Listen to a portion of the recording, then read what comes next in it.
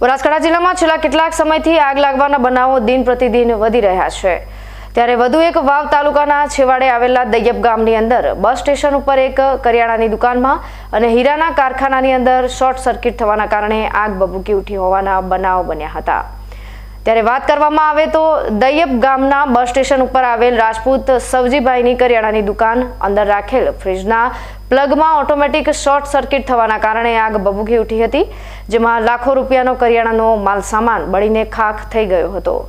જો કે એટલું જ નહીં, આ કરિયાણાની દુકાનની બાજુમાં આવેલ રમેશભાઈ સામતાભાઈ જપાનનું હીરાનું કારખાનું આવેલું છે, તેની અંદર અચાનક શોર્ટ સર્કિટ થઈ હતી અને કારખાનાની અંદર પણ આગે વિકરાળ રૂપ ધારણ કરતા અંદર રાખેલી હીરા ઘસવા માટેની ઘંટીઓ, ટેબલો, હીરા ઘસવા માટેનું સમગ્ર મટીરિયલ અને 10,000 રૂપિયા રોકડા તેમજ 3 કારીગરોના મોબાઈલ આગની અંદર ખાખ થઈ ગયા હતા।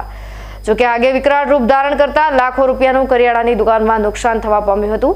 જો કે આ આગને કાબુ લેવા માટે સ્થાનિક લોકોએ ભારે જહેમત ઉઠાવી હતી। સ્થાનિક લોકો દ્વારા તેમના ઘરોમાંથી પાણી લાવી તેમજ ગામમાંથી પ્રાઇવેટ ટેન્કર મારફતે આગ ઉપર કાબુ મેળવ્યો હતો। આગ એટલી બધી વિકરાળ હતી કે જોતજોતામાં બંને દુકાનોમાં ફરી વળી હતી,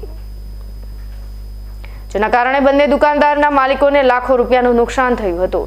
જોકે અત્યારે તો આ વિસ્તારના સ્થાનિક લોકો એક જ માંગ કરી રહ્યા છે કે છેવાડાના વિસ્તારોમાં ઉનાળાની ઋતુ દરમિયાન અવારનવાર આગ લાગવાના બનાવો બનતા હોય છે, પરંતુ આ સમય દરમિયાન અમને જે ફાયર બ્રિગેડની સેવા મળતી હોય છે તે સેવાઓ ન મળવાના કારણે આગમાં મોટા પાયે નુકસાન થતું હોય છે, જેના કારણે આ વિસ્તારમાં ફાયર બ્રિગેડની સેવા મળી રહે તેવું જવાબદાર તંત્ર દ્વારા આયોજન કરવામાં આવે તેવી માંગ થઈ રહી છે।